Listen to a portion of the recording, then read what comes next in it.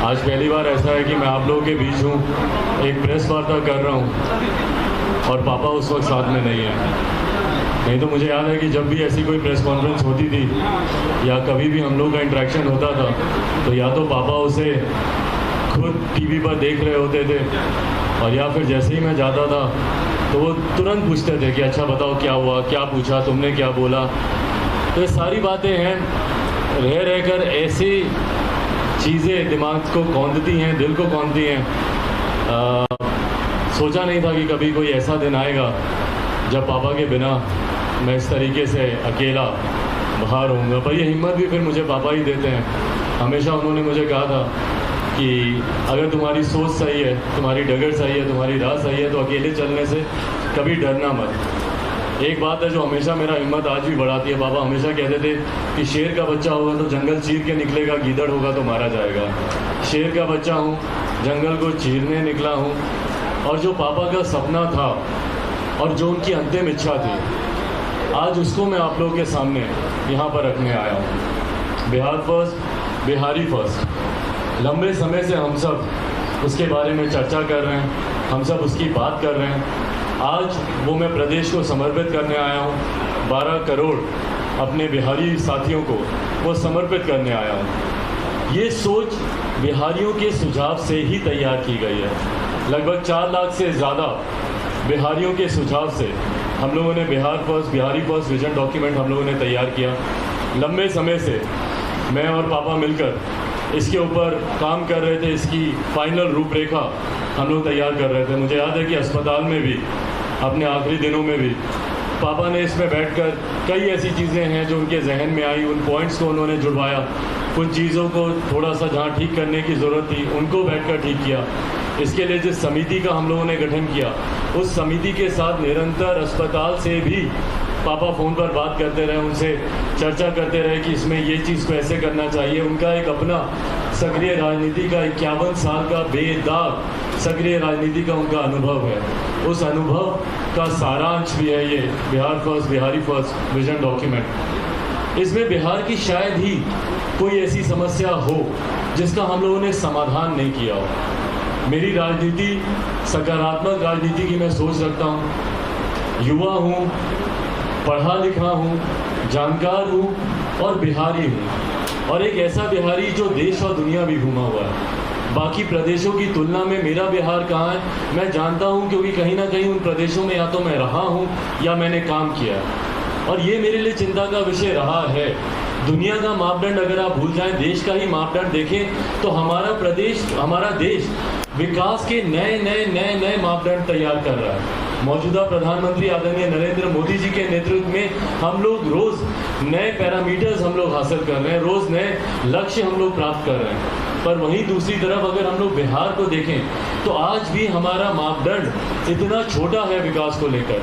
मैं नहीं मानता भैया कि नली गली बनाने से विकास होगा, और नली गली तो कब की बन गई होनी चाहिए थी। मैं नहीं मानता कि बाढ़ का पानी अगर आपके हर घर तक पहुंचे तो उसे हर घर नल जल योजना से उसको जोड़ा जा सके। ये तमाम चीज़ों का समाधान अभी तक हो जाना चाहिए था।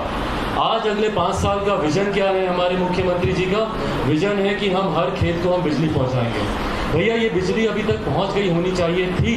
कृषि प्रधान प्रदेश है हमारा, अभी तक ये प्राथमिकता पर होना चाहिए था कि हर खेत को बिजली, हर खेत को पानी, ये प्राथमिकता पर हम लोग को लेकर चलना चाहिए था, ना कि 15 साल के बाद आप इन चीज़ों का जिक्र करें। पलायन हमारे प्रदेश की जो सबसे बड़ी समस्याओं में से एक है। आप देखिएगा धीरे करके देश, जहाँ एक तरफ हमारा युवा देश है, जहाँ हम लोग बात करते हैं कि भैया 70% आबादी भारत में ऐसी है जिनकी आयु 35 वर्ष से कम है, और ये बहुत बड़ी ताकत होती है। युवा ही भारत का भविष्य है, युवा ही नई सोच लेकर आएंगे, युवा ही बिहार को आगे लेकर जाएंगे। पर चिंता का विषय है युवाओं का पलायन। जहाँ देश हमारा युवा है वहीं प्रदेश हमारा धीरे धीरे बुजुर्ग होता जा रहा है। क्यों? क्योंकि सारे युवाओं का पलायन हमारे प्रदेश से होने लग गया है। रोजगार के लिए हो, शिक्षा के लिए हो, विभिन्न और कारणों से हो, व्यवसाय के लिए हो, पर जितने भी युवा हैं वो हमारे प्रदेश से धीरे धीरे पलायन करते जा रहे हैं, दूसरे प्रदेशों में जा रहे हैं, वहाँ पर रोजगार कर रहे हैं या शिक्षा हासिल कर रहे हैं। ये तमाम चीज़ें मेरे लिए चिंता का विषय है।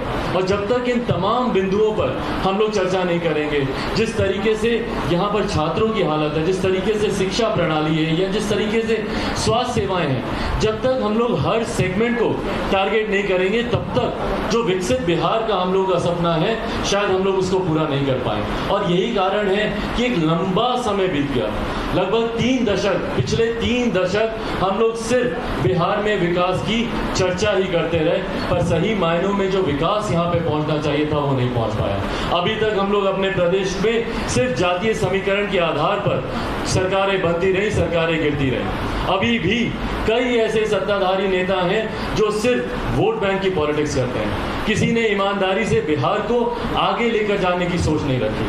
मौजूदा मुख्यमंत्री को भी देखकर मुझे ताज्जुब होता है, आश्चर्य होता है कि भैया आप किस तरीके से जातीयता को आप बढ़ावा देते हैं, जहां एक तरफ बिहार का नेतृत्व करने के नाते आपकी प्राथमिकता होनी चाहिए कि कैसे जाति व्यवस्था हमारे प्रदेश से खत्म हो, कैसे कम्युनलिज्म, और हमारे मुख्यमंत्री बोलते हैं कि भैया जीरो टॉलरेंस है हमारा कम्युनलिज्म के प्रति, सांप्रदायिकता के खिलाफ हमारा जीरो टॉलरेंस है। पर वहीं दूसरी तरफ खुद जो व्यक्ति जातीयता को, जो व्यक्ति सांप्रदायिकता को बढ़ावा देता हो, उसके नेतृत्व में बिहार के विकास की कल्पना करना उचित नहीं है। जिन्होंने सिर्फ बांटो और शासन करो की राजनीति को अपनाया, जब कांग्रेस हम लोग को बांटते थे और हम लोग के ऊपर रूल करते थे, डिवाइड एंड रूल की पॉलिसी वहां से आई थी, और वही कार्य आज के मुख्यमंत्री हमारे करते हैं। दलित को महादलित, पिछड़ा को अति पिछड़ा, और सबको वोट बैंक बनाया गया। अपीसमेंट की पॉलिटिक्स उसके बाद शुरू की गई कि भैया तुमको हम ये दे देंगे, तुमको मुफ्त में हम ये दे देंगे। बताइए, जिस प्रधानमंत्री की सोच ये हो कि तुम्हारे परिवार में किसी की हत्या होगी तब तुम्हें सरकारी नौकरी मिलेगी, और वैसे सरकारी नौकरी को लेकर मुख्यमंत्री बोलते हैं कि भैया सरकारी नौकरी कहाँ कोई देता है, कौन से देश में ये परंपरा है कि वहाँ पे सरकारी नौकरी दी जाए? भाई क्यों नहीं है? आप मुख्यमंत्री हैं हमारे प्रदेश के। आज अगर हम लोग रोजगार की अगर अपेक्षा रखेंगे तो आपसे नहीं रखेंगे तो किससे रखेंगे? सरकारी नौकरी आप दे नहीं सकते। कारखानों को लेकर आपने हाथ खड़े कर लिए। जिस तरीके से मुख्यमंत्री ने बोला कि लैंडलॉक्ड है हमारा एरिया, प्रदेश हमारा बिहार, भैया पंजाब भी ऐसे ही लैंडलॉक है, हरियाणा भी है, मध्य प्रदेश भी है, राजस्थान भी है, और आंकड़े आप लोग निकाल कर देखिए, हजारों की संख्या में वहां पर कारखाने खुले हुए हैं। और हमारे यहाँ कारखाने नए खुलना तो बंद, मुख्यमंत्री जी के कार्यकाल में आप देखिएगा कि कितने सैकड़ों जो चल रहे थे कारखाने वो बंद हुए। निरंतर मैंने मुख्यमंत्री से आग्रह किया कि सर सबसे पहले जितनी बंद मिलें पड़ी हैं उसको हम लोग को खुलवाने का काम करना चाहिए। पेपर मिल हो, चीनी मिल हो, कई ऐसे कारखाने, उसमें यंग आईटी प्रोफेशनल्स की टीम को आप हायर कीजिए और उन प्रोजेक्ट को कैसे फाइनेंशियली वायबल किया जाए उस पर हम लोग को काम करने की जरूरत है। नहीं, मुख्यमंत्री की सोच ही नहीं है उस तरफ से, ना शिक्षा को लेकर ना रोजगार को लेकर। इतनी युवा विरोधी सोच के साथ हमारे मुख्यमंत्री हैं, वो चाहते ही नहीं है कि हमारे प्रदेश का युवा आगे बढ़े, और यही कारण है युवाओं का पलायन हमारे प्रदेश से होता जा रहा है। और मुख्यमंत्री तो कहते हैं कि भैया जितने युवा हैं वो अनुभवहीन होते हैं। ताज्जुब होता है मुझे, क्योंकि मुख्यमंत्री जी ने अपनी राजनीतिक शुरुआत भी युवा के तौर पर ही की थी। छात्र आंदोलन से वो निकले थे, जेपी के दौर से वो निकले थे, और उस वक्त उनकी जो राजनीति थी वो छात्र आंदोलन छात्रों युवाओं के लिए ही था। और आज जब दूसरे युवा आगे बढ़ना चाहते हैं, मेरे जैसे युवा जब विकास की सोच लेकर आना चाहते हैं, तो सबसे ज़्यादा अगर हम लोग की कोई टांग खींचने का काम करता है, हम लोग को कोई पीछे धकेलने का काम करता है, तो हमारे मुख्यमंत्री ही वो काम करते हैं। जो मुख्यमंत्री अपने प्रदेश के युवाओं को आगे नहीं बढ़ने दे सकता, तो वो प्रदेश हमारा कैसे आगे बढ़ेगा? इन तमाम चिंताओं पर हम लोग को काम करने की ज़रूरत है। और उसी की सोच के साथ हम लोगों ने बिहारी फर्स्ट विजन डॉक्यूमेंट लेकर आए हैं। उसके कुछ प्रमुख ऐसे बिंदु हैं जो मैं आप लोगों के मैं समक्ष रखना चाहता हूं कि किस सोच के साथ हम लोग चुनाव में जा रहे हैं। मेरी सोच सकारात्मक है, पॉजिटिव, ऑप्टिमिस्टिक सोच वाला मैं व्यक्ति हूं। मैं चाहता हूं कि आने वाले 20 दिन पॉजिटिव तरीके से, सकारात्मक तरीके से, बिना किसी पे आरोप प्रत्यारोप लगाए हुए हम लोग सिर्फ और सिर्फ बिहार के विकास की बात करें।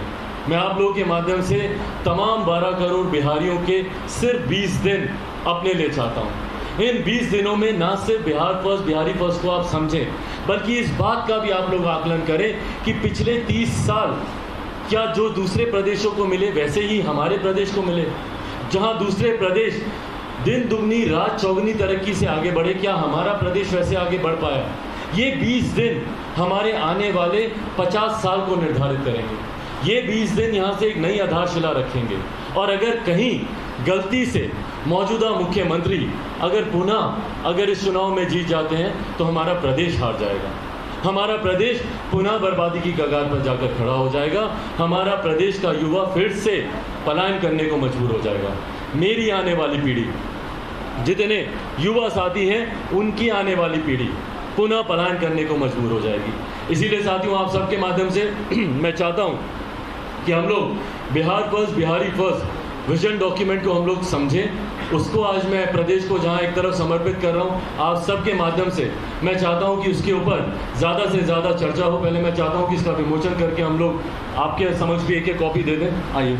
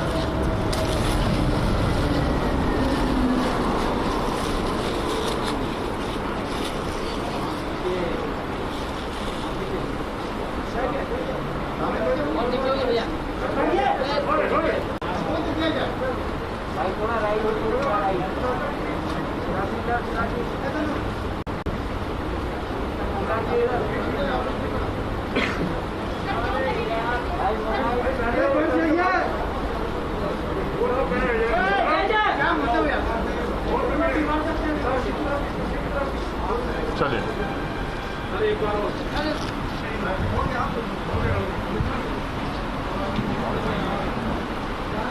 साथियों, Bihar first, Bihari first vision क्या है वो मैं आप लोगों की जानकारी में मैं पहले दे दूं। इसके कुछ प्रमुख बिंदु ऐसे हैं जो मैं चाहता हूं कि आपकी जानकारी में हो और आप लोगों के माध्यम से मैं चाहता हूं कि जनता तक वो पहुंचे। इसमें पहले पन्ने पे जो इस विजन डॉक्यूमेंट का सारांश मैंने तैयार किया है, मेरी क्या सोच है, मैं क्या सोचता हूँ, पापा क्या सोचते थे बिहार को लेकर, ये तमाम बातें। और मुझे लगता है कि पापा का एक आखिरी लेख पापा ने बिहार के बारे में, मेरे बारे में, इसके आखिरी पन्ने पर अगर आप देखेंगे तो पापा क्या सोचते थे, उनकी क्या सोच थी, उन्हीं के हस्ताक्षर के साथ उसको भी हम लोगों ने यहाँ पर पॉइंट आउट किया है। साथियों, इसके दो चार जो प्रमुख बिंदु हैं उसको मैं बताता हूँ। जहाँ इसकी शुरुआत मैंने इस लाइन से की है कि मेरा बिहार मेरा अभिमान रहा है, जिसकी पहचान सदियों से रही है, और ये हम सब का अभिमान रहा है। बिहार पे देश गौरव करता था। हम लोग प्राचीन काल में जब कुछ प्रमुख यूनिवर्सिटीज़ का जब जिक्र होता था, पुराने ज़माने में जब तक्षशिला की बात होती थी, तो वहीं बिहार पे हम लोग नालंदा यूनिवर्सिटी पर हम लोग गर्व करते थे। पढ़ा लिखा हमारा प्रदेश, सबसे ज़्यादा IAS IPS ऑफिसर्स देने वाला हमारा प्रदेश, एक ऐसा समय जहाँ देश विदेश से लोग नालंदा यूनिवर्सिटी आते थे पढ़ने के लिए।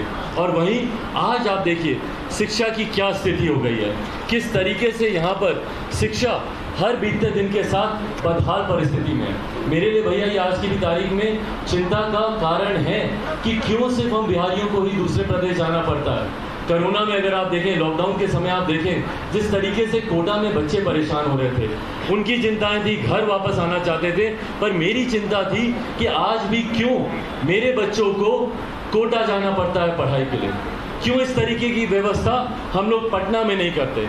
आप कोटा का अगर आप देखें, वहाँ पे पढ़ने वाला बिहारी, पढ़ाने वाला बिहारी, अधिकांश शैक्षिक संस्थानों के जो मालिक हैं वो बिहारी, पर व्यवस्था राजस्थान है। क्यों ये व्यवस्था हम लोग बिहार में नहीं दे सकते? क्यों इस तरीके की एजुकेशनल हब हम लोग बिहार में नहीं बना सकते? आप शिक्षकों की हालत देखिए यहाँ पे किस बदहाल परिस्थिति में है। और हाल फिलहाल के दिनों में हम लोगों ने जिस तरीके से देखा, शिक्षकों का आक्रोश सड़क पर आया हुआ था। भाई शिक्षकों को हम लोगों ने भगवान से बढ़कर दर्जा दिया, गुरु को भगवान से ऊपर का दर्जा दिया गया है। सबसे पहले अगर भगवान और शिक्षक सामने हो, आप भगवान का, आप गुरु के, अपने शिक्षक के आप चरण आप छूते हैं। वही आपकी नींव तैयार करते हैं, वही आने वाले समय का भविष्य, बिहार का भविष्य, युवाओं का भविष्य की वो नींव रखते हैं। और आज वही शिक्षक मुख्यमंत्री जी के कार्यकाल में लाठी खाते हैं, सड़क पर धरना करते हैं, और उसके बाद उनकी सुनवाई सुनने वाला कोई नहीं। और उनकी मांग क्या? जायज़ मांग कि भैया समान कार्य के लिए समान वेतन हम लोग को मिलना चाहिए। कौन इस बात को गलत कह सकता है? अगर दो व्यक्ति हैं, एक ही तरीके का काम कर रहे हैं, तो एक की तनख्वाह आप दुगनी से तिगुनी करोगे और दूसरे की सैलरी आधे से भी कम रखेंगे। ये कहाँ का न्याय है? ये किस तरीके की सोच है? और उसके बाद जब वो अपने हकों के लिए वो लड़ते हैं तो आप उनके ऊपर लाठियाँ चलाते हैं, आप उनको अपमानित करते हैं, आप उनको बेइज्जत करते हैं। तो ये शिक्षा को लेकर जब तक हम लोग यहाँ की सिस्टम को नहीं बदलेंगे, बेहतर शिक्षा प्रणाली को हम लोग लागू नहीं करेंगे, ज़्यादा से ज़्यादा मेडिकल कॉलेज, ज़्यादा से ज़्यादा इंजीनियरिंग कॉलेज और ये तमाम तरीके की व्यवस्था, आप लोग जब इस विजन डॉक्यूमेंट को पढ़ेंगे, शिक्षा के क्षेत्र में हम लोगों ने तमाम तरीकों की इन प्रावधानों का हम लोगों ने जिक्र किया है कि कैसे हर 2-1 जिले पे हम लोग मेडिकल कॉलेज खोलना चाहते हैं, इंजीनियरिंग कॉलेज खोलने की हम लोगों ने व्यवस्था की है। और मैं खुद पढ़े लिखे परिवार से आता हूँ, पढ़ा लिखा 21वीं सदी का लड़का हूँ और मैं जानता हूँ कि शिक्षा का महत्व क्या है। जब तक हमारा प्रदेश बढ़ेगा नहीं, ये मूल इसके आधार में है शिक्षा। जब तक आप पढ़ेंगे नहीं, आप जागरूक नहीं होंगे, आप जागरूक नहीं होंगे, आप अपने अधिकारों को नहीं जानेंगे। अधिकारों को जानना ज़रूरी है, अधिकारों के लिए लड़ना ज़रूरी है, जो शिक्षा आपको देगी। तो इन तमाम चीज़ों का जिक्र हम लोगों ने किया है कि किस तरीके से शिक्षा ज़रूरी है। वहीं अगर आप स्वास्थ्य की अगर आप बात करें, स्वास्थ्य के क्षेत्र में जिस तरीके से आज के हालात है, आप किसी भी प्राथमिक स्वास्थ्य केंद्र चले जाइए, किस जर्जर हालत में है हमारे वहाँ के अस्पताल। और अस्पताल तो दूर की बात, वहाँ पर आपको डॉक्टर ही नहीं मिलेंगे। रात बेरात आप सब लोग गवाह हैं, आप लोग के परिवार का कोई ना कोई सदस्य बिहार के किसी ना किसी प्रखंड के, किसी ना किसी पंचायत के, किसी ना किसी गांव में आज भी होगा और आप सब लोग इससे वाकिफ़ होंगे। रात बेरात अगर किसी को तकलीफ आ जाए, किसी को कोई कठिनाई आ जाए, तो उसके पास कोई जगह नहीं होती जाने की। सरकारी अस्पतालों में, अधिकांश अस्पतालों में डॉक्टर ही उपलब्ध नहीं होते। क्यों नहीं होते, ये प्रश्न उठना चाहिए।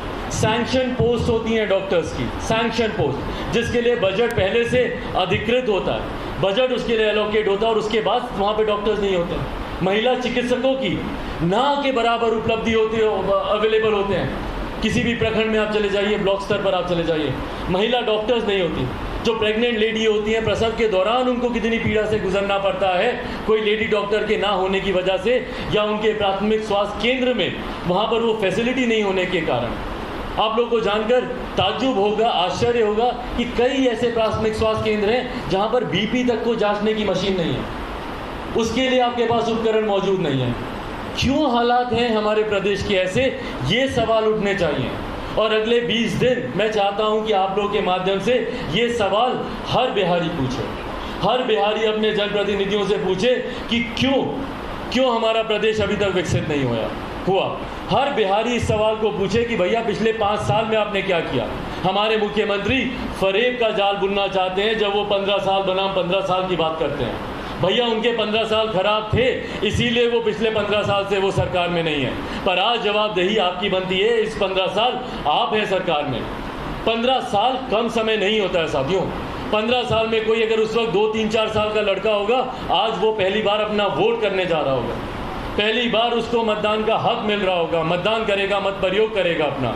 और वो जो 15 साल का जो लड़का जो इन 15 सालों में 18 साल का हुआ है, उस लड़के ने सिर्फ आपके 15 साल देखे।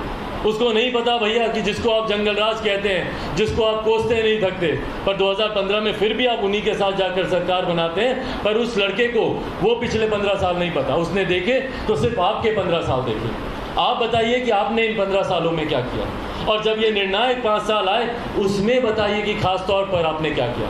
मैं चाहूँगा कि आप तमाम पत्रकार साथी, मीडिया के साथी जाएं और मुख्यमंत्री जी से सवाल करें, क्योंकि मेरे पास जवाब नहीं है। आप पूछ कर बताएं उनसे कि पिछले 5 साल की आपकी उपलब्धि क्या है। भूल जाइए 15 साल में आपने क्या किया। आप क्या गिनाते हैं? साइकिल योजना की हमने शुरुआत की। भैया कब किए थे आप साइकिल योजना की शुरुआत? इन 5 सालों का जिक्र कीजिए ना कि इन 5 सालों में आपने क्या किया। सड़क की बात करेंगे, बिजली की बात करेंगे, सारी प्रधानमंत्री जी की योजनाओं को गिनाएंगे। आप अपनी योजना बताइए ना। सड़क आपने दी, बिजली आपने दी। बिजली की योजना दीनदयाल उपाध्याय विद्युतीकरण योजना के तहत गांव-गांव तक बिजली पहुंची। सौभाग्य योजना के तहत हर घर तक बिजली पहुंचाने का काम केंद्र सरकार कर रही है। और उसके बाद आप श्रेय लेते हैं कि भैया बिजली पहुंचाई आपने। केंद्र सरकार, ये वही केंद्र सरकार, ये वही प्रधानमंत्री जिनका आप हाथ छटक कर आप अलग चले गए थे अपने महत्वाकांक्षाओं के लिए। इन्हीं प्रधानमंत्री के सामने विपक्ष का नेता बनना चाहते थे, मुख्यमंत्री प्रधानमंत्री का दावेदार आप 2014 में बनना चाहते थे। इन्हीं को निमंत्रण देकर आपने इनके हाथ से थाली छीनी और आज इन्हीं की योजनाओं को गिना रहे हैं। पर अगर कोई कहता है कि आप प्रधानमंत्री जी की कृपा से आप मुख्यमंत्री बने हुए हैं, तो इनको तकलीफ होती है कि भैया क्यों। जिन प्रधानमंत्री को वो देखना नहीं चाहते थे, आज अपने सत्ता के लालच में उनके साथ हर मंच वो साझा करने के लिए तैयार है। क्यों? क्योंकि उनको पता है कि आपके पिछले 5 साल की कोई उपलब्धि नहीं है। अगर आप मुख्यमंत्री बन सकते हैं तो सिर्फ मौजूदा प्रधानमंत्री के पिछले 6 साढ़े 6 साल के कार्यकाल को गिनाकर ही आप पुनः सत्ता में वापस आ सकते हैं, और यही मुख्यमंत्री करने का प्रयास कर रहे हैं। उन्हीं के ही कार्यों को आप कर दिखाने का उन्हीं के कार्यों को आप गिनाने का काम कर रहे हैं। इस लॉकडाउन में आप मुझे बताइए क्या किया आपने हमारे प्रदेश के लिए। लॉकडाउन में जो माइग्रेंट, जो मजदूरों की हालत हुई, हमारे प्रवासी मजदूरों की, किस बदहाल परिस्थिति में हमारे बिहारी साथी अपने प्रदेश आए हैं। सैकड़ों किलोमीटर की यात्रा पैदल कर वो हमारे प्रदेश पहुंचे। आपने उनको गाड़ी तक उपलब्ध नहीं कराई। दुहाई दी आपने कि भैया लॉकडाउन है, दुहाई दी आपने कि यहाँ पर संसाधनों की कमी है। अरे भैया संसाधन की कमी है तो संसाधन बढ़े हमारे प्रदेश का, उसके लिए आपने क्या किया। राजस्व बढ़े, रेवेन्यू बढ़े हमारे प्रदेश का, उसके लिए आपने क्या किया। क्या संसाधन इतने आपके कमज़ोर थे कि सैकड़ों की तादाद में जो लोग आ रहे थे उनके लिए कुछ सैकड़ों बसेस की आप उपलब्धि नहीं करा सकते थे। उत्तर प्रदेश में योगी आदित्यनाथ जी ने करके दिखाया कि नहीं करके दिखाया। और आप निरंतर दुहाई किस बात की दे रहे थे कि हमारे पास संसाधन नहीं है, लॉकडाउन है, किसी भी बिहारी को बिहार की सीमा में नहीं घुसने दिया जाएगा। शर्मनाक बयान मुख्यमंत्री का, शर्मनाक बयान। और उसके बाद भावुक होकर मुख्यमंत्री क्या बोलते हैं कि अरे उन्हें हम प्रवासी नहीं बुलाते, उन्हें हम प्रवासी नहीं मानते। अरे आपके मानने नहीं मानने से क्या होगा मुख्यमंत्री जी, प्रवासी हैं वो। प्रवासी नहीं होते तो आज अपने घर परिवार वालों के साथ रह रहे होते, अपने गांव में अपने माता पिता, दादा दादी, चाचा चाची, नाना नानी के साथ रह रहे होते, बुढ़ापे में उनकी सेवा कर रहे होते और अपना भविष्य बिहार में रहकर बना रहे होते, ना कि दूसरे प्रदेश में रह रहे होते प्रवासियों की तरह। और बोलते हैं कि हम उनको प्रवासी नहीं मानते।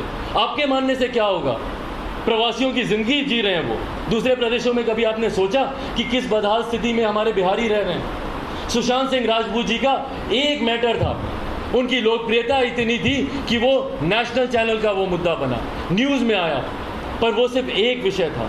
ऐसे सैकड़ों बिहारी हैं जिनकी किस परिस्थिति में वो अपनी ज़िंदगी गुजार रहे हैं या गुजारते गुजारते खुद गुजर चुके हैं, इसकी जानकारी भी मुख्यमंत्री को नहीं। मैं चाहता था कि सुशांत सिंह राजपूत जी का मुद्दा एक उदाहरण बने, एक पैरामीटर बने आने वाले समय में, ताकि दूसरे प्रदेशों में रह रहे बिहारियों को इस बात का विश्वास हो कि मेरा मुख्यमंत्री मेरे साथ है। पर सुशांत सिंह राजपूत जी के मैटर में भी जब तक मुख्यमंत्री ने, जब तक उनके परिवार के लोगों ने FIR दर्ज नहीं कराई, तब तक इन्होंने यहाँ से कोई पहल नहीं की। उस वक्त उन्होंने एक शब्द बोलना, हफ्तों बीत गए थे, मुख्यमंत्री ने एक शब्द नहीं बोला। तो सोचिए, आज अगर कोई मजदूर दूसरे प्रदेश में, उसकी जान अगर ऐसे ही जाती है, उसका निधन ऐसे ही होता है, तो क्या मुख्यमंत्री उस पर बोलेंगे? क्या उनको जानकारी होगी? नहीं जानकारी होगी। लॉकडाउन के दौरान मैंने पूछा था मुख्यमंत्री से कि आप मुझे आंकड़े बताइए कि कितने बिहारी दूसरे प्रदेशों में रह रहे हैं, महाराष्ट्र में कितने हैं, गुजरात में कितने हैं, कर्नाटका में कितने हैं, तमिलनाडु में कितने हैं। आंकड़े नहीं है इनके पास। हम लोगों ने बात की है बिहार फर्स्ट, बिहारी फर्स्ट में कि अलग से एक प्रवासी मंत्रालय का हम लोग गठन करेंगे। एक मंत्री की जिम्मेदारी होगी पूरी तरीके से, जिसका काम सिर्फ ये होगा कि दूसरे प्रदेश में जो बिहारी रह रहे हैं उसका संरक्षण करें। जैसे हम लोग का विदेश मंत्रालय राष्ट्रीय स्तर पर काम करता है, ताकि दूसरे देशों में जो लोग रह रहे हैं उनको कहीं ना कहीं संरक्षण देता है, उनके साथ रहता है, उनके दुख सुख में उनका ख्याल रखता है। पर एक तो आपने बिहारियों को अपने प्रदेश में रहने नहीं दिया और दूसरे प्रदेशों में मरने के लिए आपने छोड़ दिया। चिंता तक नहीं की, कभी दोबारा उनकी सुध नहीं पूछी। लॉकडाउन के समय वो कैसे हैं, ठीक हैं, नहीं हैं, रहने की व्यवस्था है, खाने की व्यवस्था है, सामाजिक दूरी की बात तो ये प्रधानमंत्री जी की बातों को सुनकर दोहराते रहे। पर देखिए दूसरे प्रदेशों में एक एक छोटे से कमरे में 15-15, 16-16, 20-20 बिहारी रहने को मजबूर हैं। कैसे सामाजिक दूरी का पालन होगा वहाँ पर? और उसके बाद मुख्यमंत्री हमारे खामोश।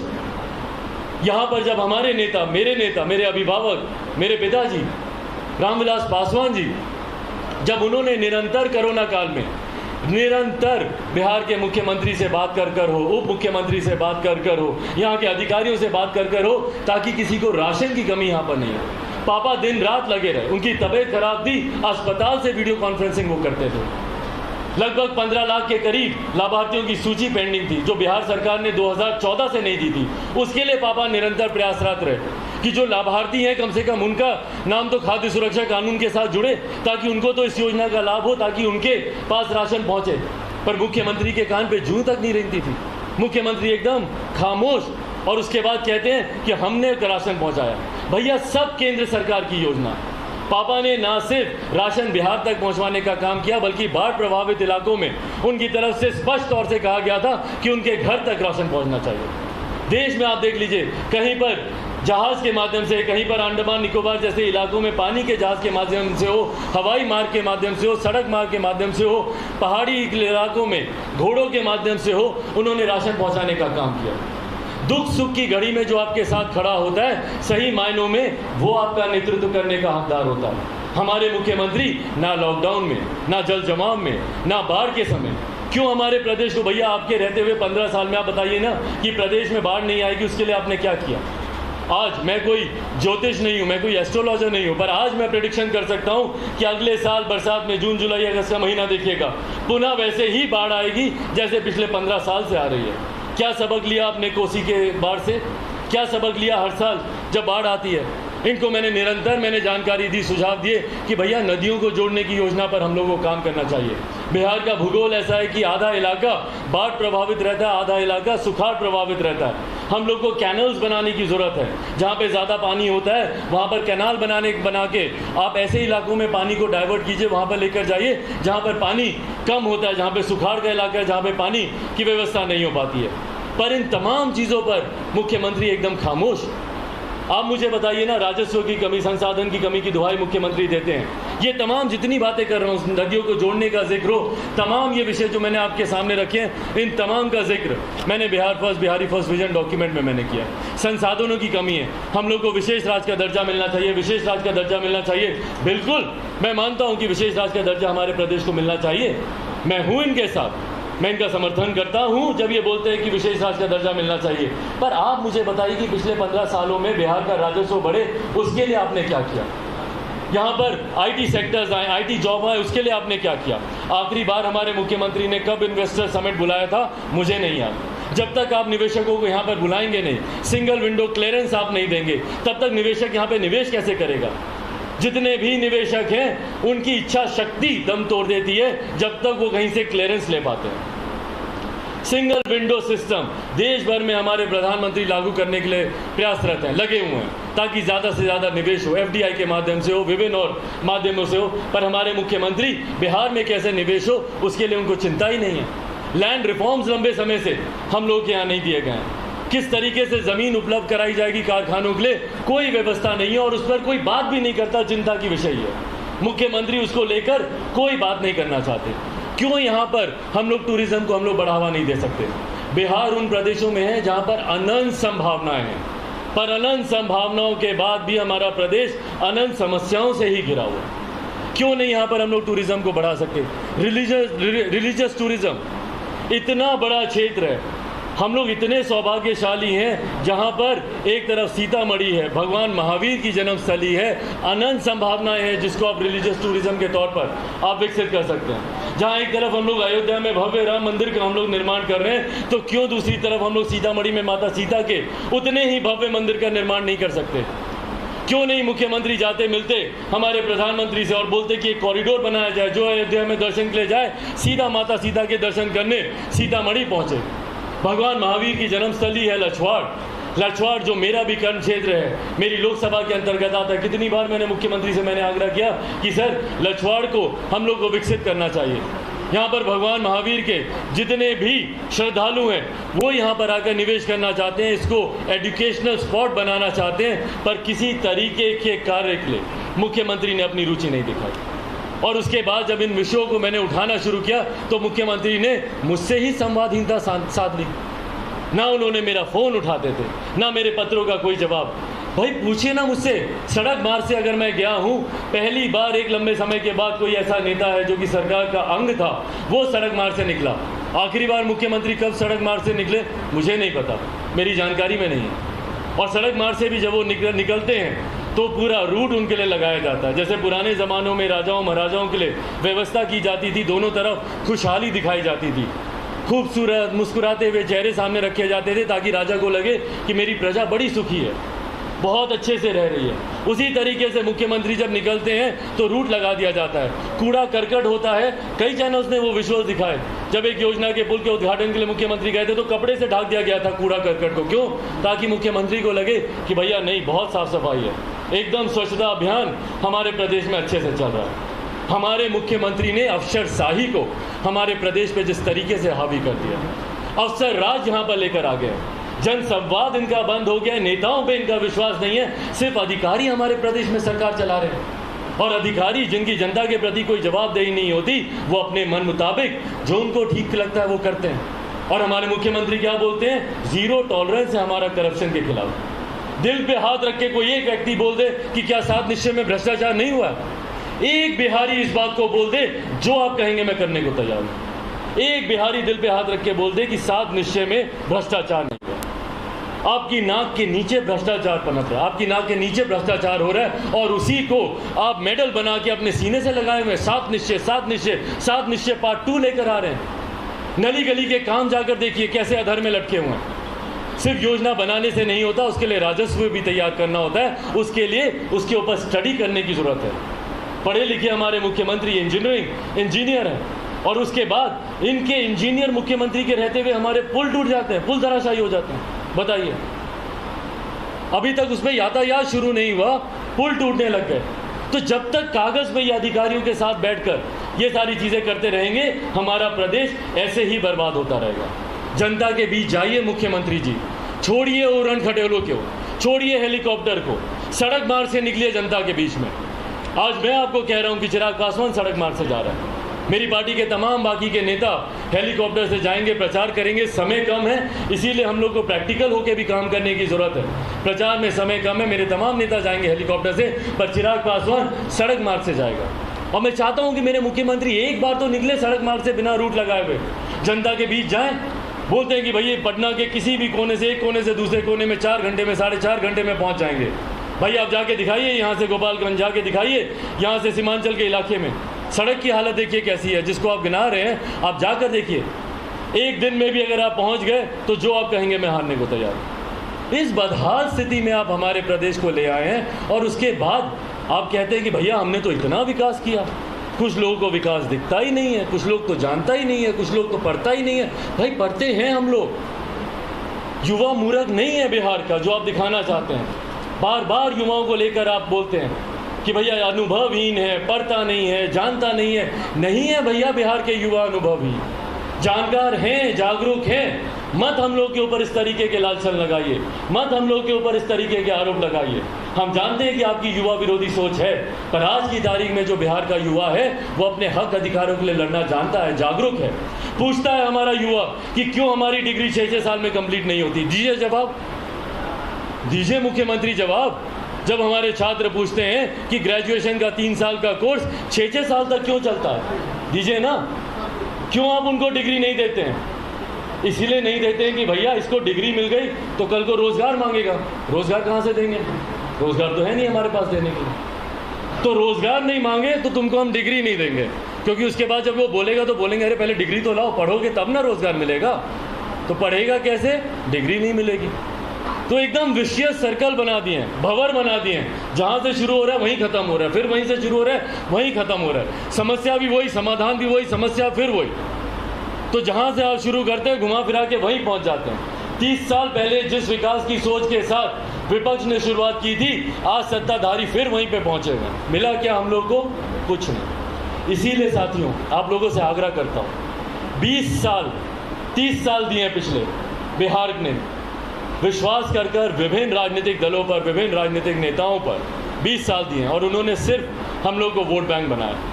दलित वोट बैंक, पिछड़ा वोट बैंक, मुख्यमंत्री ने सोशल इंजीनियरिंग का नाम दिया। अति पिछड़ा वोट बैंक उन्होंने तैयार किया, महादलित वोट बैंक उन्होंने तैयार किया। भैया उसके बाद किया क्या बताइए तो? क्या अति पिछड़ा समुदाय जुड़ गया मुख्य धारा के साथ? क्या महादलित जुड़ गए मुख्य धारा के साथ? सब खुशहाल हो गए, सब समृद्धि आ गई। यहाँ पे कोई बिहारी अब दुखी नहीं है।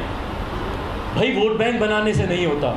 हाथ में जब तक आप उनके इनकम नहीं देंगे, जब तक आप उनको सशक्त नहीं बनाएंगे, जब तक आप उनके हाथ को ताकत नहीं देंगे, जब तक प्रति व्यक्ति आय पर कैपिटा इनकम हमारे प्रदेश की नहीं बढ़ेगी, तब तक कोई विकास नहीं होगा। जातियों में बांटने का आप काम करते हैं, सर्व समाज को आपको एक साथ लेकर जाने की आपको बात करनी चाहिए। चिराग पासवान बोलता है धर्म ना जात करे सबकी बात, और मैं हूँ उस राह के साथ। मेरा मानना है कि अगर भारत में अगर कोई एक जाति है, और बिहार में खास तौर पर अगर एक जाति है, तो वो सिर्फ गरीबी है। और इस गरीब जाति में हर जात पात धर्म मजहब के लोग हैं। आप मुझे बता दीजिए ना कि क्या सारे अपर कास्ट के लोग यहाँ पे संपन्न हैं, खुश हैं, खुशहाल हैं? क्या गरीबी सिर्फ दलितों में है? क्या सिर्फ दलितों के यहाँ हत्या होती है? तो आपने जो नौकरी का जो आप लोगों ने लालच दिखाया, क्यों भैया? सिर्फ हत्या होने के बाद नौकरी मिलेगी? जीते जी किसी को नौकरी पाने का अधिकार नहीं है। और क्या मुख्यमंत्री जब बोलते हैं कि हत्या होगी, क्या इससे अपराध को बढ़ावा नहीं मिलेगा? किस तरीके से घटना घटी बक्सर में, दीजिए उसका जिम्मेदार कौन है? गृह मंत्री है ना मुख्यमंत्री होने के साथ साथ हमारे प्रदेश के। कौन जिम्मेदारी ले रहा है? कौन सा ऐसा दिन है जब हमारे प्रदेश में आपराधिक घटनाएं नेशनल चैनल्स की सुर्खियां नहीं बनती? जितने नेशनल चैनल्स के यहाँ पे आईडी पड़े, आप मुझे बताइए कि कौन से बीते दिन हैं जब नेशनल चैनल में सुर्खियां नहीं बना बिहार का अपराध? बिहार की छवि खराब कर दी आपने। और बिहारी अस्मिता की लड़ाई है मेरी। भैया बिहारी शब्द को आपने गाली बना दिया।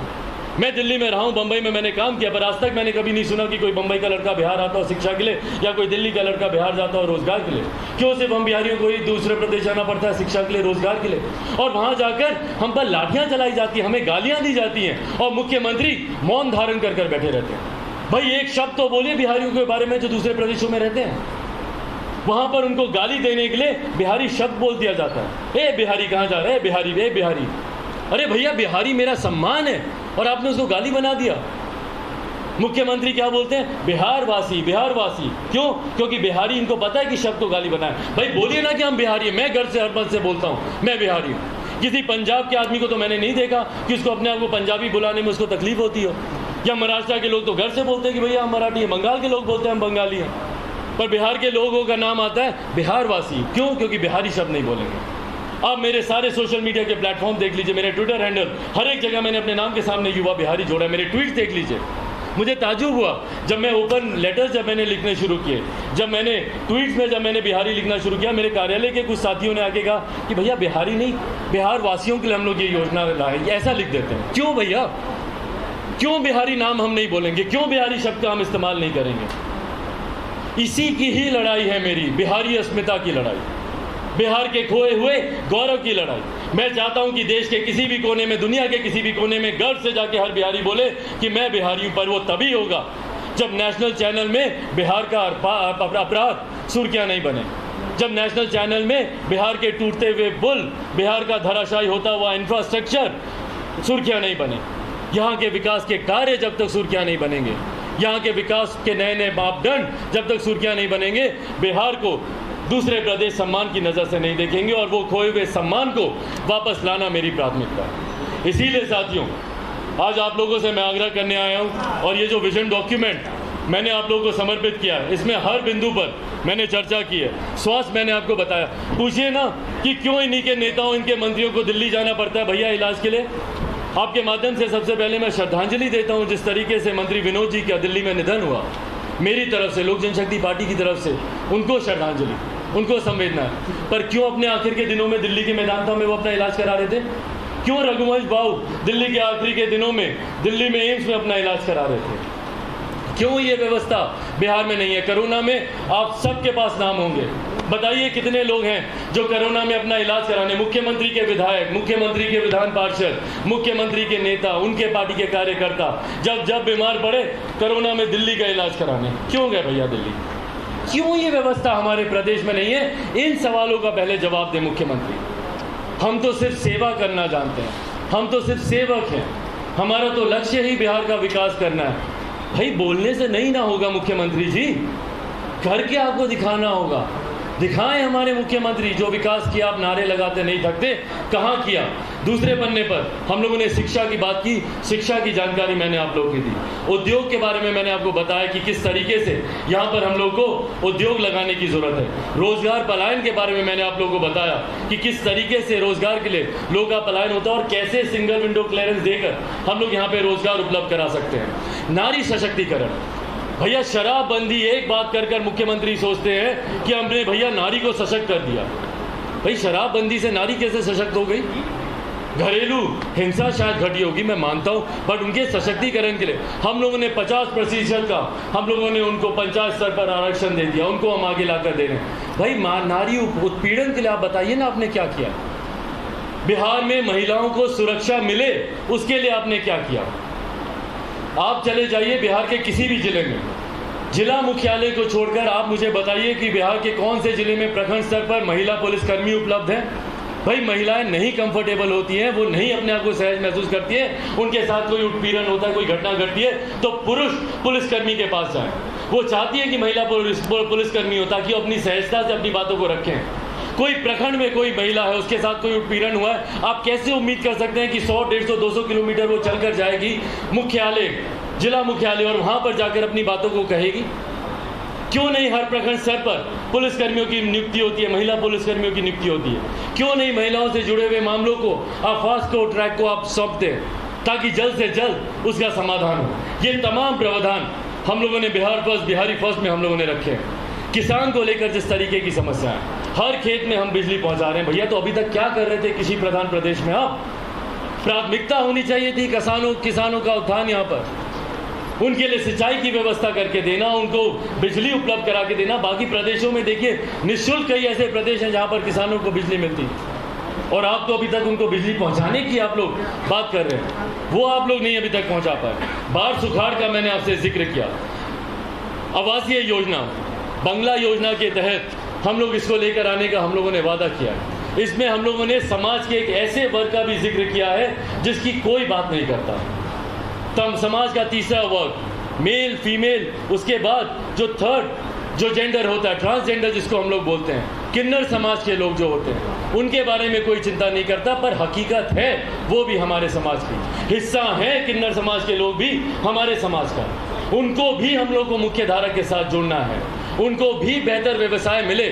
शर्म आती है मुझे, दुख होता है मुझे जब इस समाज के लोगों को मैं सड़क पर लोगों के सामने हाथ फैलाते हुए देखता हूँ, और जब हम लोग को इनसे आशीर्वाद लेना होता है तो इनको हम लोग इतना शुभ मानते हैं कि भैया इनके कही हुई बात सच होगी, पर उसके बाद उनको हम लोग सड़क पर छोड़ देते हैं मांगने के लिए।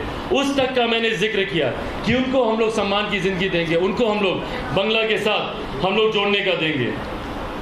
हम लोगों ने हथुआ विधानसभा, हम लोग की एक विधानसभा है, वहाँ से इस समाज के एक व्यक्ति को मैंने यहाँ से चुनाव लड़ने का, मुन्ना किन्नर करके हैं, उनको मैंने ये सम्मान दिया, उनको मैंने मुख्य धारा के साथ जोड़ने का हम लोगों ने काम किया।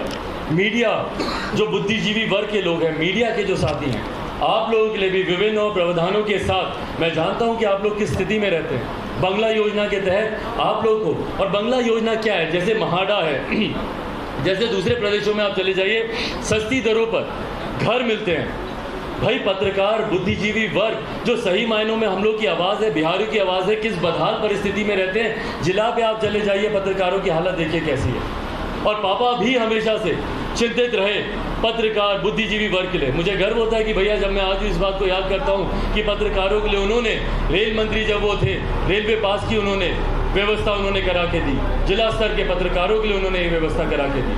टीएसी का मेंबर पत्रकारों को उन्होंने बताया जब वो कम्युनिकेशन मिनिस्टर थे। तो हम लोगों ने बुद्धिजीवी वर्ग का भी उसी तरीके से हम लोगों ने ध्यान रखा। कानून व्यवस्था, सबसे ज़्यादा मुख्यमंत्री मुझसे जिस बात को लेकर परेशान होते हैं, क्योंकि मैंने नालंदा में ही मैंने ये सवाल उठाया था कि भैया 100 नंबर क्यों नहीं काम करता।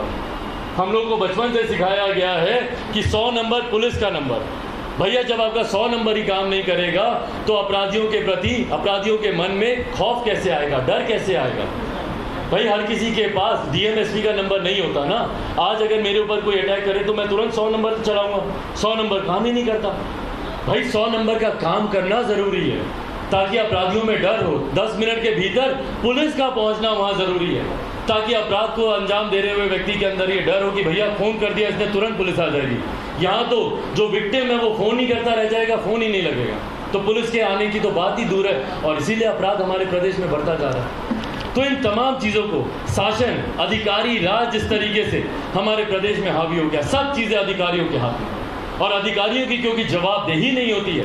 5 साल के बाद नेताओं को जाना होता है, अधिकारियों को नहीं। एक बार आप अधिकारी बन गए भैया, 50 साल उसके बाद आपको पेंशन मिलेगी, वो अलग। इसीलिए अधिकारी काम करे नहीं करे उनकी कोई जवाबदेही नहीं है। इसीलिए अधिकारियों को भी जवाबदेह बनाना ज़रूरी है। भाई लोक जनशक्ति पार्टी जब सरकार में हम लोग आएंगे, हर उस अधिकारी से जवाब मांगा जाएगा जिन्होंने अपने रहते हुए अपने क्षेत्र का विकास नहीं किया, जिन्होंने केंद्र या राज्य सरकार की योजनाओं को धरातल पर नहीं पहुंचा पाए। हर उस अधिकारी से जवाब मांगा जाएगा। शासन को लेकर हम लोगों ने इन बिंदुओं की चर्चा की। वहीं साहित्य, सांस्कृतिक, युवा कि खेल के क्षेत्र से जो लोग जुड़े हुए हैं, कितने युवा हैं जो पढ़ाई लिखाई से हटकर खेल कूद में अपनी दिलचस्पी रखते हैं। भैया क्यों बिहार में वर्ल्ड क्लास स्टेडियम नहीं आ सकता? जमीन की कमी है क्या यहाँ पर?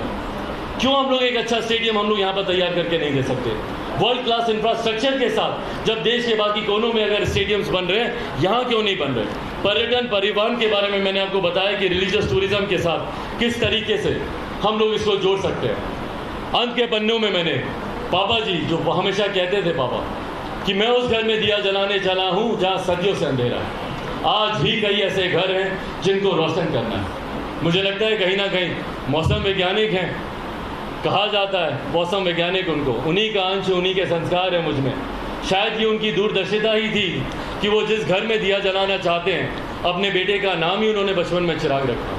और मैं उस लक्ष्य के साथ निकला हूँ कि आज भी हर वो घर जो अंधेरे में है उस घर को मैं रोशन करने निकला, पापा के उस सपने को मैं रोशन करने निकला। और आज ईमानदारी से मैं बताता हूँ, जो मैं कहता हूँ कि भैया वो लड़ रहे हैं बिहार पर राज करने के लिए, हम लड़ रहे हैं बिहार पर नाज करने के लिए।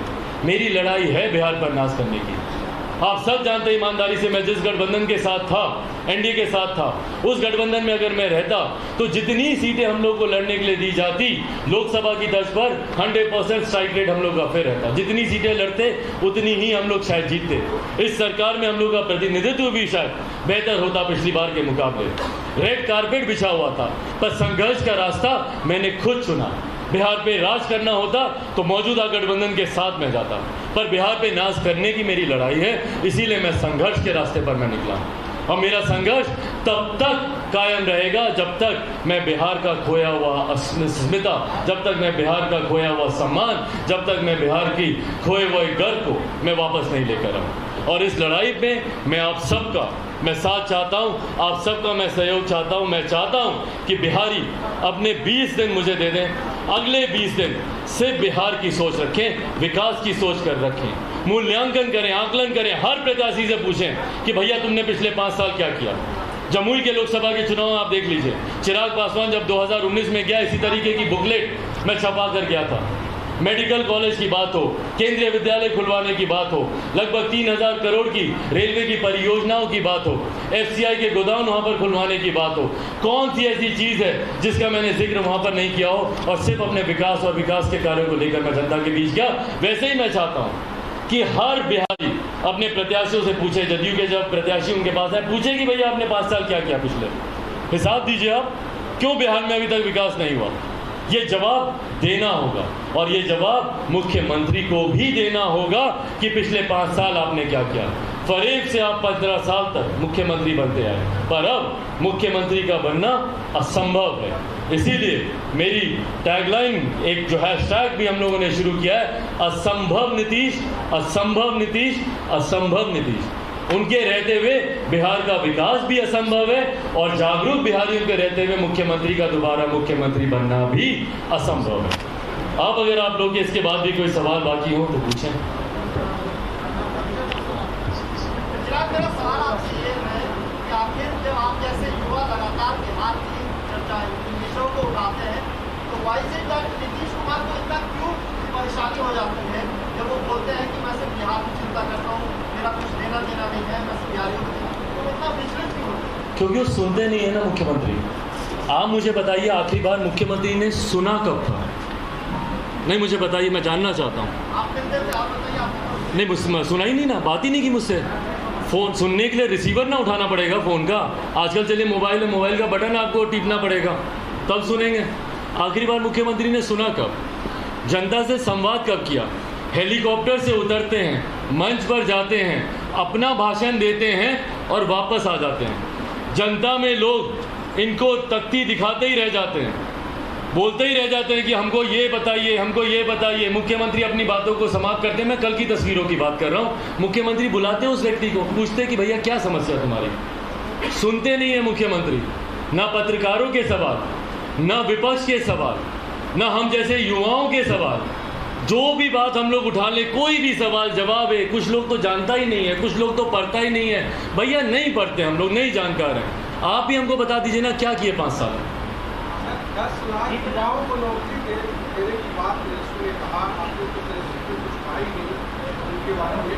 आप लगातार मुख्यमंत्री पर ही कह रहे हो कि 10 लाख नौकरी आपके तो एजेंडे में नहीं, युवाओं को आगे आगे। भाई कुछ लोग हैं जो ये नैरेटिव सेट कर रहे हैं। आपने जिस तरीके से प्रश्न पूछा कि तेजस्वी के बारे में तो आपने कुछ कहा ही नहीं, उनके बारे में आपने बोला ही नहीं। आज सत्ता में कौन है मुझे बताइए ना। सवाल सत्ता से किया जाता है कि विपक्ष से किया जाता है। ताज्जुब होता है मुझे ऐसे प्रश्नों पर जब 15 साल कोई शासन करने के बाद बोलता है कि लालू जी ने अस्पताल क्यों नहीं बनाया। भाई आप मुझे बताइए ना, 15 साल से मुख्यमंत्री आप हैं, आपकी जवाबदेही बनती है कि आप बताइए कि आपने 15 साल में आपने क्यों नहीं अस्पताल बनाया। सवाल सत्ता से किए जाते हैं। आज इररेलीवेंट है मेरे लिए विपक्ष, कांग्रेस की बात हो, राजद की बात हो, इररेलीवेंट है क्योंकि 15 साल से ये लोग काम कर रहे हैं। जवाब इन लोग को देना पड़ा। अगर कुछ लोग ये नैरेटिव सेट कर रहे हैं कि क्या बाद में महागठबंधन के साथ चिराग पासवान हाथ मिला लेंगे, तो आपके पूछने से पहले मैं इस प्रश्न का जवाब दे दूं कि लोक जनशक्ति पार्टी ने कभी भी पोस्ट पोल अलायंस नहीं किए। 2000 में हमारी पार्टी बनी, 2004 के लोकसभा चुनाव हो, 5 के विधानसभा के हों, 9 के लोकसभा के हों, 10 के विधानसभा के हों, 14 के लोकसभा के हों, 15 के विधानसभा के हों, 19 के लोकसभा के चुनाव हो, कोई भी चुनाव उठा के देख लीजिए, हम लोगों ने कभी पोस्ट पोल अलायंस नहीं किया। इसकी सरकार बनेगी इसलिए इसका समर्थन कर दें, हमने कभी नहीं किया। जिस गठबंधन के साथ रहे उस गठबंधन के साथ ही सरकार बनी तो हम लोग रहे, नहीं बनी तो हम लोग विपक्ष में बैठे। आज भी मैं इस बात को बोलता हूं कि मैं हमारे प्रधानमंत्री जी की विकास की सोच के साथ जुड़ा हुआ हूं, तो महागठबंधन या राजद के साथ जाने की बात ही कहां से आती है, कहां से ये प्रश्न उठा है। कुछ चैनल ये नैरेटिव भी सेट कर रहे हैं कि ये दोनों साथ आएंगे, 2 युवा साथ आएंगे, नए समीकरण होंगे। क्यों होंगे भैया? मैं प्रधानमंत्री की विकास के सोच के साथ में जुड़ा हुआ हूं। हाँ, अगर किसी और को भी उनकी सोच के साथ जुड़ना है तो स्वागत है, आए प्रधानमंत्री की सोच के साथ जुड़े, विकास की राह पर आगे एक साथ मिलकर बिहार को जो भी लेकर जाना चाहता है लेकर जाए। बिहार फर्स्ट, बिहारी फर्स्ट के साथ जो जुड़ना चाहता है जुड़े, पर मैं किसी के साथ सरकार बनाने के लिए गठबंधन करूं नहीं। 10 तारीख को, आज ही मैं इस बात को कहता हूं, 10 तारीख को पुनः मुझसे पूछेगा, मैं संकल्पित हूं कि डबल इंजन की सरकार बिहार में बने। केंद्र में जैसे भाजपा के नेतृत्व में सरकार चल रही है वैसे ही बिहार में भी भाजपा के नेतृत्व में भाजपा लोजपा सरकार बने, ये मेरा लक्ष्य है।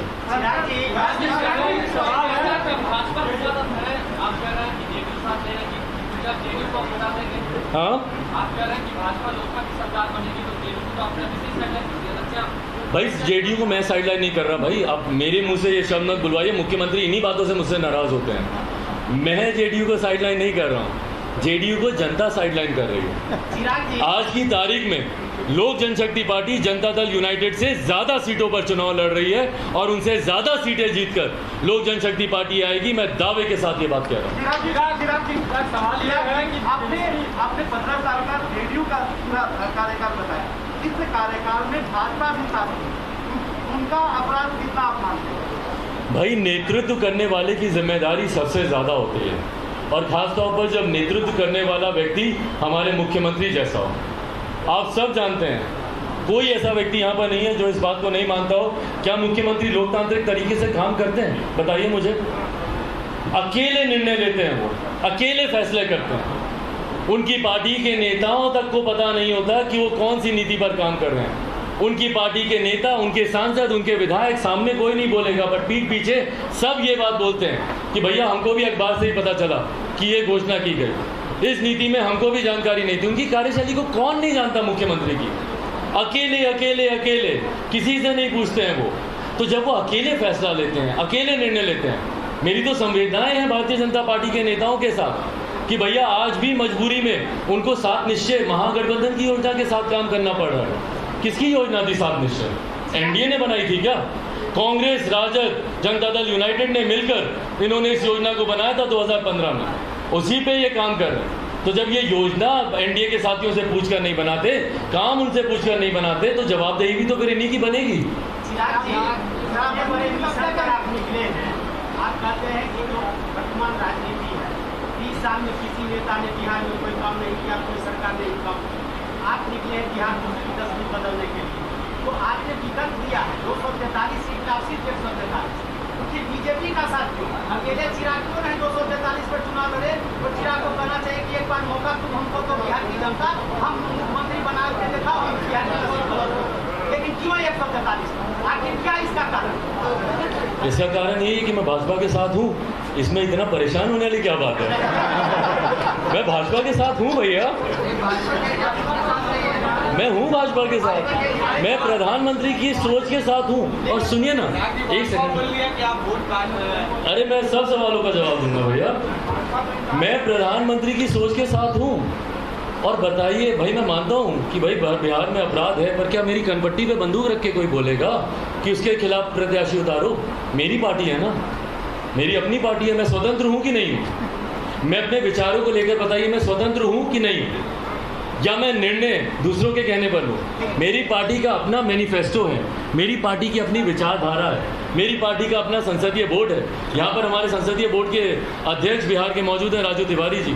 यहाँ पर हमारे प्रदेश अध्यक्ष मौजूद हैं, प्रिंस राज जी।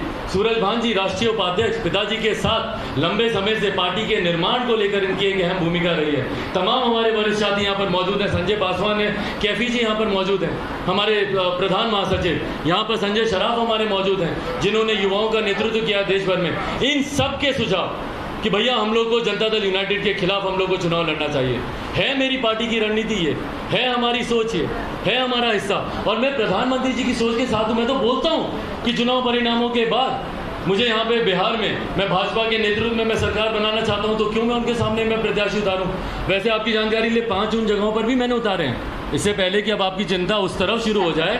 5 ऐसी सीटें हैं जहाँ पर हम लोगों ने प्रत्याशी उतारे हैं, पर वो जानकारी भी मैंने भाजपा को मैंने पहले दे दी थी। ये भी मैं बात बताऊँ, बिहार का जो लीडरशिप है बीजेपी का, सरकार बनाएंगे बिहार में बीजेपी के नेताओं के साथ, जी, वो लीडरशिप आपको नहीं मान रहा अपने गठबंधन। भाई आप इतने समय से आप मुख्यमंत्री को जान रहे हैं, ऐसी बात कर रहे हैं आप जैसे आप बिहारी नहीं है। कैसी बात कर रहे हैं आप जान नहीं रहे हैं कि भैया मुख्यमंत्री की कार्यशैली है, बुलवाते हैं दूसरों से, नहीं बुलवाते क्या? नहीं बताइए, हमको जवाब दीजिए, नहीं बुलवाते। ये उनकी कार्यशैली का हिस्सा रहा। मैं मानता हूं कि इसलिए मेरे भाजपा के नेताओं से मेरी कोई नाराजगी भी नहीं है। भाई आवाज भाजपा के नेताओं की है, विचार तो मुख्यमंत्री के हैं। ये वोट कटवा शब्द किसका है बताइए मुझे? मुख्यमंत्री का शब्द है ये, उसी शब्द का इस्तेमाल भाजपा के नेता कर रहे हैं। आप कीजिए, मुझे कोई दिक्कत नहीं है, कोई वो नहीं। दुख है मुझे, क्योंकि ये वही लोग हैं जो अभी कुछ समय पहले तक 3-3 पन्नों के शोक संदेश दे रहे थे। 2-2, 3-3 ग्रुप्स में इन्होंने ट्विटर पे श्रद्धांजलि मेरे पिताजी को दी, और आज उनको गए हुए 10-12 दिन नहीं हुए, उन्हीं की बनाई हुई पार्टी को आप वोट कटवा कह रहे हैं। खुश तो नहीं होंगे ना पापा, जहाँ से भी ये सुन रहे होंगे।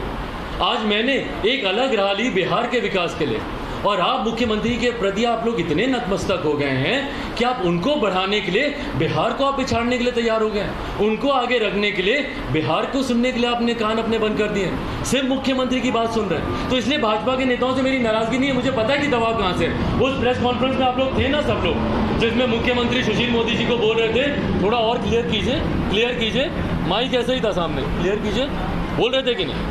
सुना आप लोगों ने? क्या क्लियर करने के लिए बोल रहे हैं? मुख्यमंत्री की कार्यशैली रही है, खुद नहीं बोलेंगे, दूसरों से बुलवाएं।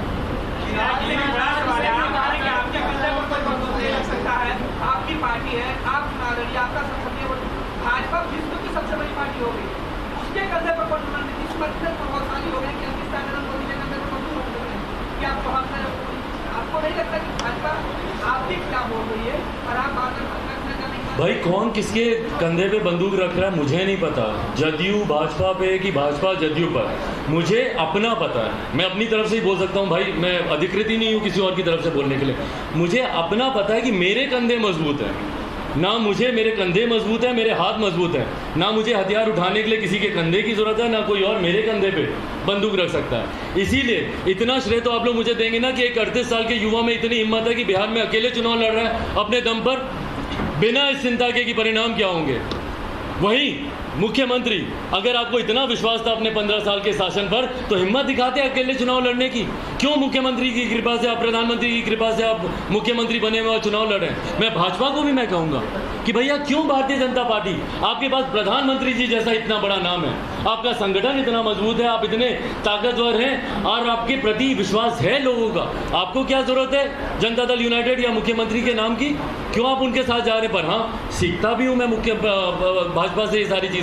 अभी मेरी भी लंबी राजनीति है भैया, 50 साल मुझे भी जानना, 40-50 साल मैं सीखता हूँ कि एक बार वादा किया मुख्यमंत्री के नाम का, अंत तक भाजपा ने उस वादे को निभाया। इस बात का मैं श्रेय उनको दूंगा। आज भले कितना आक्रोश हो मुख्यमंत्री के खिलाफ, कितनी लोकप्रियता उनकी समाप्त हो गई हो, पर भाजपा फिर भी उनके साथ खड़ी है।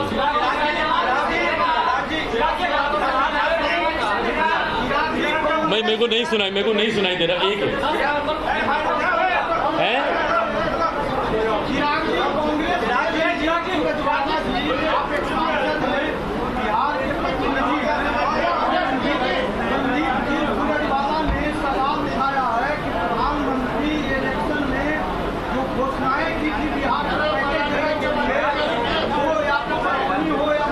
भाई मुझसे आप पूछिए ना, बिहार फर्स्ट बिहारी फर्स्ट, प्रधानमंत्री के साथ जो मन साझा कर रहे हैं ये सवाल उनसे पूछिए। आज मैं अधिकृत नहीं हूँ इस सवाल का जवाब देने के लिए, वो अधिकृत हैं जो उनके साथ मन साझा करें।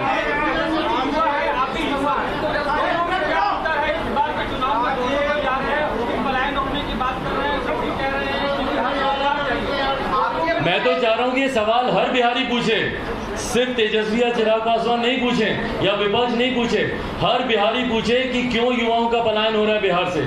और जितने भी संपन्न परिवार के लोग हैं, चिंता ये है, यही बिहारी जब दूसरे प्रदेश में जाकर व्यवसाय लगाता है तो 100 और बिहारियों को रोजगार देने की ताकत रखता है। ऐसे संपन्न परिवार के, सक्षम परिवार के लोगों का भी पलायन हो रहा है। तो ये सवाल तो हर बिहारी को पूछना चाहिए, सिर्फ चिराग, तेजस्वी, विपक्ष इन्हीं लोगों को नहीं, सबको पूछना चाहिए।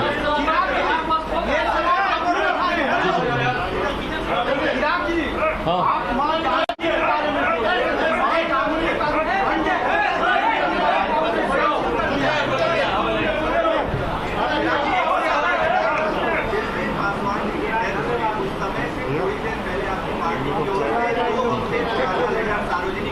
हाँ, क्या सार्वजनिक किया गया? हाँ देखिए थोड़े से प्रश्न पूछते वक्त थोड़ी सी संवेदना रखिए, थोड़ी सी संवेदना। मुझे नहीं पता था ना कि 4 घंटे के बाद मेरे पिताजी का निधन हो रहा है, किसी को नहीं पता था। और यही भाषा कुछ नेता भी इस्तेमाल कर रहे हैं। गिरिराज सिंह दादा, जिनकी सबसे मैं इज्जत करता हूँ, सब करता हूँ, वो बोलते हैं कि मैं पिताजी की मौत पर मैं राजनीति कर रहा हूँ। आप लोग इतने नतमस्तक हो गए हैं मुख्यमंत्री को लेकर कि संवेदनाएं भूल गए हैं। मैं अगर आज यहाँ पर अगर मैं एक ब्रेव फेस लेकर आप लोग को झेल रहा हूँ, आप लोग के प्रश्नों को मैं झेल रहा हूँ, सवाल मैं ले रहा हूँ, मैं हिम्मत अपनी बनाकर मैं सामने आने का मैं प्रयास कर रहा हूँ, इसका मतलब ये नहीं कि दुख नहीं है मुझे। भाई कल 13वीं की है मैंने अपने पिताजी की, समझिए इस बात को। रोज़ रात घर जाकर रोता हूँ मैं उनको याद कर कर, दिन भर रोने का समय नहीं मिलता है मुझे, उनको याद करने का समय नहीं मिलता है। और मेरे ऊपर कहा जाता है कि मैं अपने पिता की मौत पर मैं राजनीति कर रहा हूँ। ये सवाल पूछा जा रहा है मुझसे कि उनके मरने से कुछ घंटे पहले उस लेटर को जारी किया गया, तो क्या मैं उसमें मेरी कोई सोची समझी रणनीति थी? मुझे पता था 4 घंटे के बाद मेरे पिताजी का निधन होगा। कैसे बात कर रहे हैं आप भाई? संवेदनाएं रखिए मेरे प्रति थोड़ी सी। मैं अंत में आप लोगों का मैं बहुत धन्यवाद करूंगा। इन लोगों के आगे कार्यक्रम लगे हुए सूरज भान जी के, प्रिंस के, मुझे भी सड़क मार्ग से आज मुझे पालीगंज जाना है, उसके बाद मुझे जहानाबाद जाना है। बहुत बहुत धन्यवाद साथियों। जय हिंद, जय बिहार।